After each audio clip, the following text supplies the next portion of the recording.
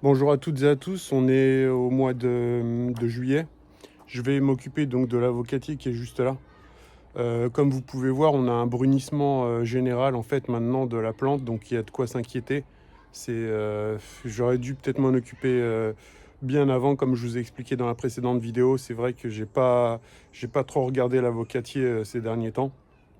Il a plu beaucoup ici, donc je pense que c'est dû quand même à un excès d'eau. Il y a eu l'escargot qui est venu grignoter, donc toutes les feuilles qui étaient juste là, hein, au niveau des parties qui sont encore en vivantes, on va dire. Donc je vais m'occuper de la taille. Je vais essayer de faire des boutures avec en fait les parties que je vais retirer et essayer de le sauver. Mais ça va être très difficile, hein, parce que vous voyez dans quel état il est. Et dans cette vidéo, je vous montrerai aussi les autres avocatiers, celui qui est en pleine terre et les autres qui sont en pot. Bon bah donc on a l'avocatier qui est là.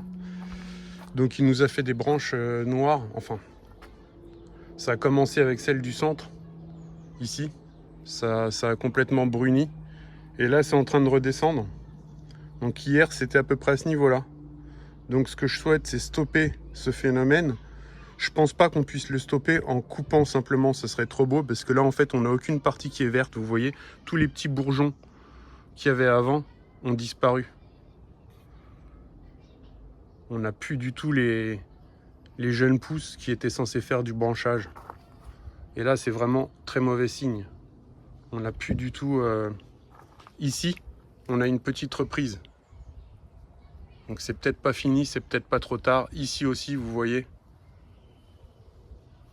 Donc je vais tailler à différents endroits où je sais que c'est encore bien vivant. Donc ici, je pense que je vais quand même relativement descendre. Je vais descendre environ ici, à ce niveau-là. Voilà. Donc, il est encore bien vivant à l'intérieur, mais est-ce qu'il va repartir? Ça, c'est une autre question. Ici, on a donc des pousses, juste là. Là.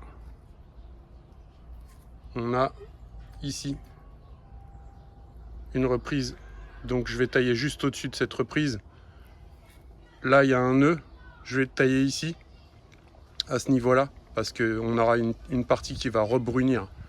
Je vais tailler ici. Voilà, donc j'ai nettoyé le sécateur avant, nettoyé, aiguisé. Je taille beaucoup de choses avec, donc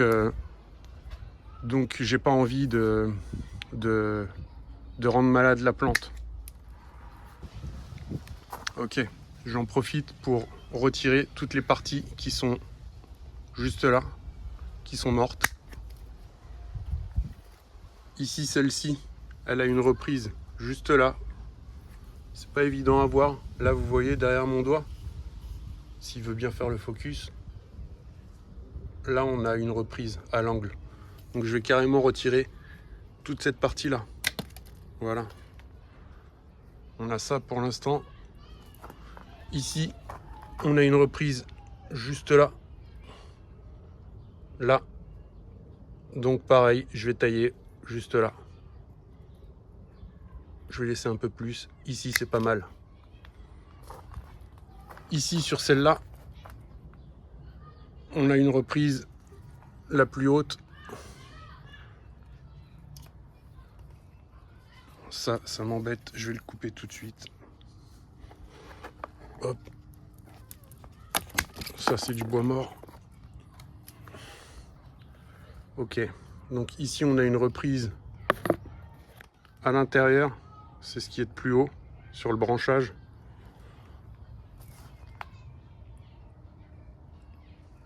Ouais, c'est celle qui est le plus haut. Juste là. On a une reprise ici que je suis en train d'abîmer avec mon doigt comme un imbécile. Ah bah on en a d'autres ici. Donc ça c'est bon signe. Bon alors du coup ici, je vais tailler ici.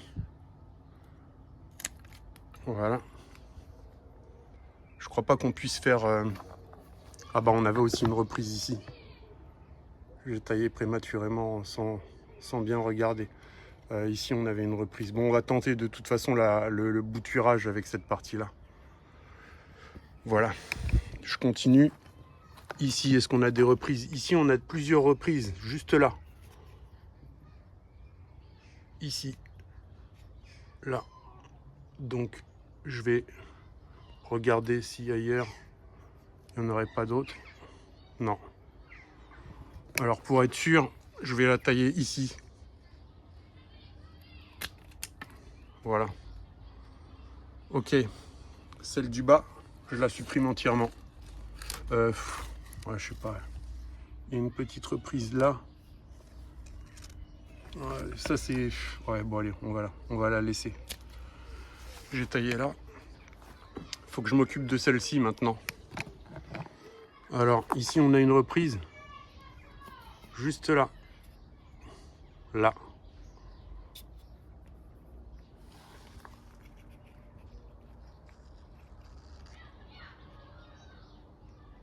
Dans le doute, je vais tailler ici. Peut-être qu'il y aura d'autres reprises. Donc voilà à quoi ressemble l'avocatier maintenant.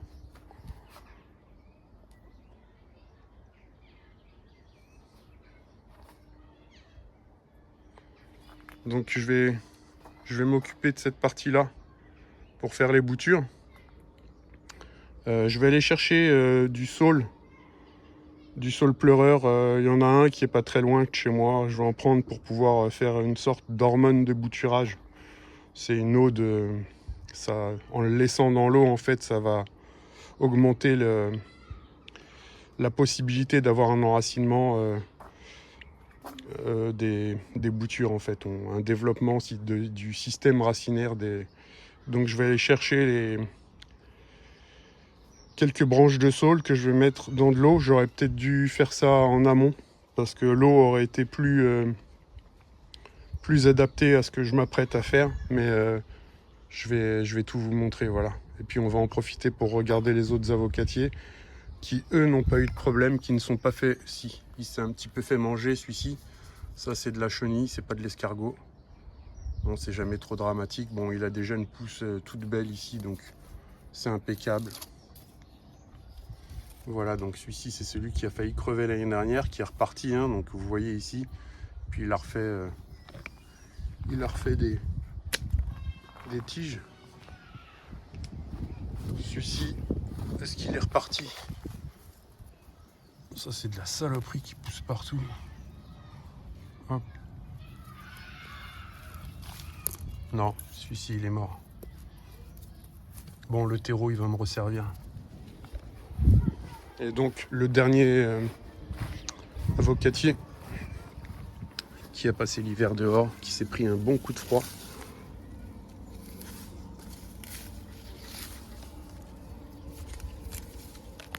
On l'a juste là.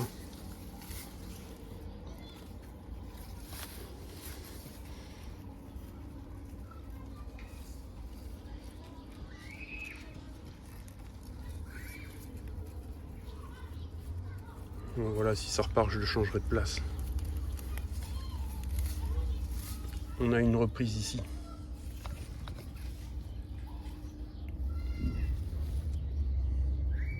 Là, juste là.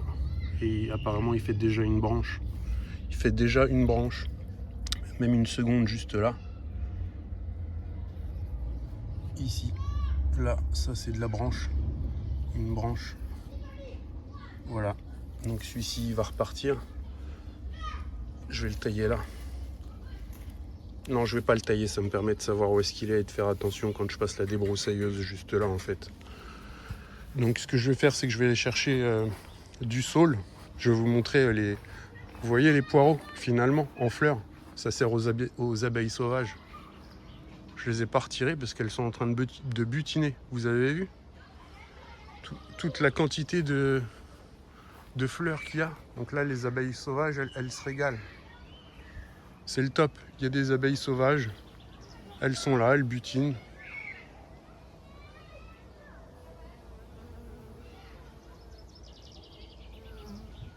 Voilà. Les deux que j'ai jetés au compost il y a un mois, bah finalement, vu qu'ils sont en contact avec le compost, bah ils sont pas morts. Donc pareil, ils ont fleuri. Donc voilà. Voilà pour les avocatiers dans un premier temps. Donc je vais chercher du branchage de saule pour faire les boutures de ça. de cette zone-là, en espérant que ça fonctionne. Voilà, donc après taille des parties qui étaient mortes, on a les parties que je vais bouturer. Donc là, en fait, je vais le tailler au milieu, hein. Je vais faire 2 boutures avec celui-ci. 2 boutures avec celui-ci. Et là, on a 2 autres boutures, juste là. Voilà, donc ça devrait me faire 6 boutures. On va voir si ça va reprendre. Je vais chercher maintenant le saule pleureur. Et puis, pour pouvoir mettre dans les parties, je vais faire des boutures dans de l'eau. Dans cette eau-là, il y aura le saule pleureur, des branches de saule pleureur. Et je vais faire aussi des boutures directement dans un terreau relativement fin et tout neuf. Voilà. Bon, ok, j'ai pas trouvé encore de saule pleureur. Par contre, je suis passé devant un saule crevette, donc je vais quand même prendre quelques branches de saule crevette. Je sais pas si ça a les mêmes caractéristiques, les mêmes, ouais, on va dire caractéristiques. Je retrouve plus le mot exact. Bon, j'ai pas trouvé de saule pleureur pour l'instant, mais par contre j'ai un saule crevette qui est juste là, à côté de moi, donc je vais aller prendre une petite branche déjà. Je vais essayer de pas faire trop de dégâts parce que c'est un truc d'ornement. Bon voilà, on est devant un saule. Bon, c'est un saule crevette, splendide, hein. Donc je vais prendre cette branche là, celle-là. Ici, c'est pas énorme. Par contre, j'ai pas abîmé la beauté de l'arbre. Donc ça va me servir. C'est pas énorme, mais c'est suffisant en fait. C'est suffisant pour ce que j'ai à faire. Donc voilà, c'est déjà ça, et je vais continuer les recherches pour trouver un saule pleureur. Dans l'idéal, ce serait le top. Bon, je suis passé devant un saule pleureur, donc c'est bon. Je vais pouvoir prendre quelques branches. Donc il faut vraiment avoir un environnement en fait où il y a de l'eau, hein, aux alentours. Ça permet d'avoir une certaine variété d'arbres. Donc là, il y a une espèce de petit ruisseau, on va dire, une évacuation d'eau en continu. Enfin, pas en ce moment parce qu'il fait très chaud, mais ça permet d'avoir une certaine biodiversité quand on a de l'eau en continu dans un endroit. Vous voyez un petit peu là. Donc et puis il est juste là. Ok, donc si je me trompe pas, c'en est ça. Là, on a du saule pleureur.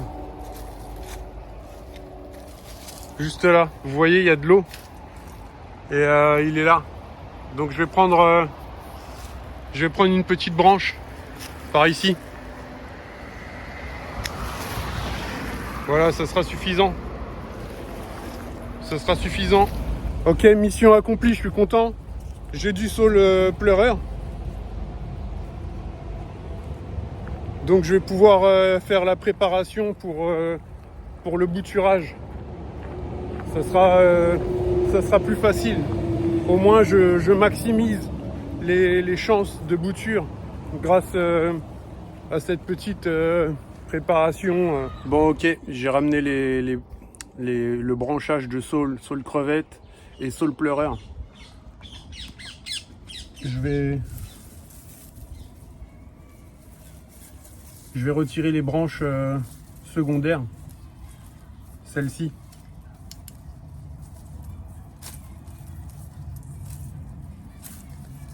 Voilà. J'ai besoin que de ça pour ma... Je vais aussi en profiter pour faire une bouture de saule pleureur. Je vais utiliser, donc là il y a les nœuds. Je vais en laisser 2. 1, 2, allez hop, on va mettre ça là. Ça devrait suffire. Le reste, je vais mettre en petits morceaux. Je vais les couper en fait en plusieurs morceaux et les mettre dans l'eau.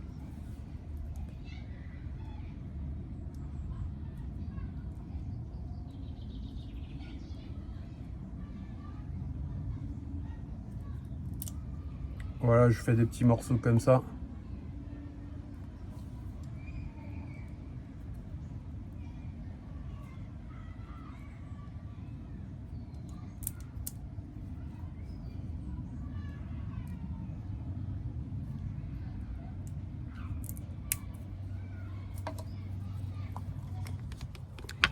Donc on a ça maintenant. J'ai mis les branches juste là de l'avocatier. Je les ai mis dans un coin à l'ombre parce qu'on n'est pas du tout dans une période pour faire ce genre de choses là. Le mieux c'est plutôt le printemps. Éviter l'automne parce qu'en fait après l'automne il y a l'hiver. Et puis la plupart du temps, ce sera à la fin de l'automne qu'il y aura des racines. Et puis pour le planter, bon, faut voir si c'est faisable en intérieur. Mais donc là, je vais mettre dans de l'eau de source les morceaux de saule pleureur. Voilà, donc le but c'est qu'ils soient dedans. Ça va sécréter, ça va faire une mixture qui va permettre de maximiser les chances de bouturage. Je vais faire pareil avec le branchage de saule crevette aussi.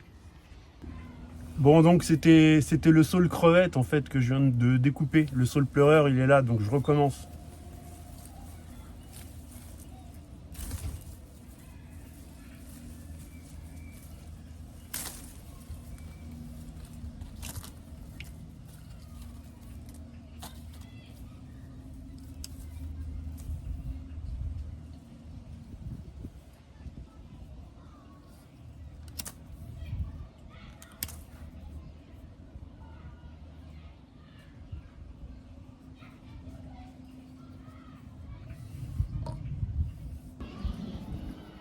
Bon, donc c'est ça le saule pleureur est là. C'est le saule crevette que j'ai découpé juste avant. C'est pas si mal hein, parce que du coup pour faire une bouture je préfère que ce soit sur un saule crevette qu'un saule pleureur. Donc voilà, j'y mets les branches du saule pleureur. Voilà. Et puis je pense qu'avec celle-là, d'ici quelques jours, je vais la couper en deux et la mettre directement dans un terreau, mais pas celui-ci, un terreau bien plus fin, un peu pour les semis, bien humide, et essayer de faire une bouture d'une seconde manière pour maximiser les chances. Voilà, donc j'espère que cette vidéo vous aura plu. Un petit tour encore devant l'avocatier, à quoi il ressemble maintenant. Voilà, donc on a quand même des départs un petit peu partout, hein. Donc ça va, c'est pas trop inquiétant.